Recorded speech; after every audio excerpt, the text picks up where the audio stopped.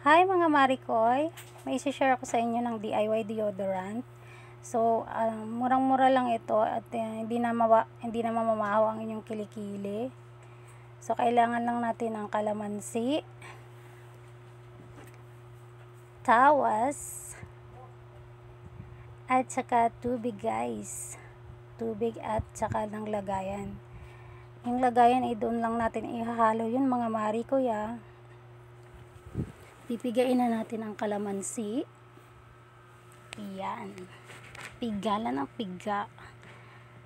Hanggang matunaw ang taba. Charot.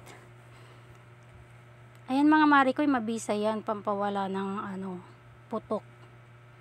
Yung mga pawisin dyan, i-spray nyo lang yan mga Marikoy. Tsak, hindi na mangangamoy ang kilikili nyo.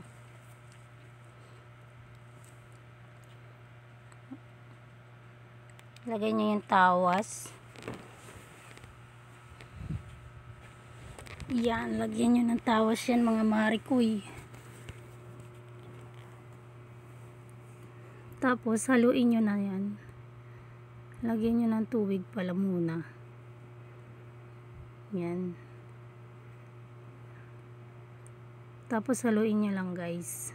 Yan, halo lang ang halo. Hindi kayo mangangasim nito mga Marikoy ah. Kasi yung kalamansi is mabango.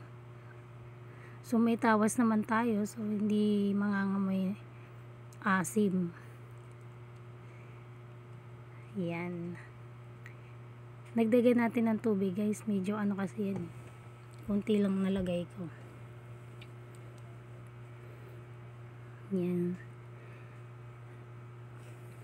I-try nyo yan guys. Magandang gawin yan at murang-mura pa kaysa bibili kayo ng deodorant, 'di ba? Napakamahal. So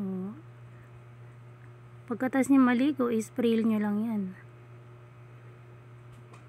Yan mga Marikoy.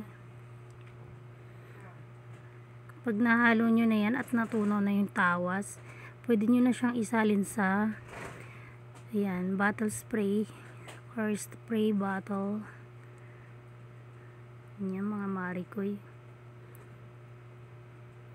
Dahil wala tayong imbudo guys. Ayan, tsansa lang tayo. Yan. Pwede nyo yung dalhin sa inyong mga bag. Pag feeling nyo pawis na kayo, mag-spray lang kayo nyan guys. Yan. Spray nyo lang yan sa inyong kilikili. At kahit pagpapawisan kayo, hindi kayo mangangamoy. Yan. Try natin. O, diba? Try natin sa ating kilikili guys. O, diba?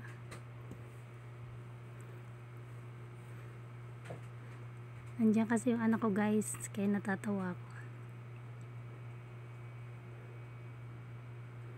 Yan. Mag-spray lang kayo nyan guys. Pagkatapos yung maligo. Tapos, kung gusto nyo naman, maglagay kayo ng tawas sa tabo, may tubig, tutunawin nyo lang guys.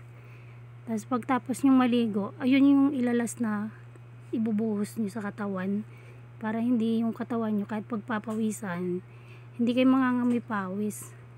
Guys, yun lang. Tapos, kung gusto nyo naman tong video, paki-like and share na lang, mga Marikoy. Para sa susunod na vlog ay makikita nyo ulit. Thank you!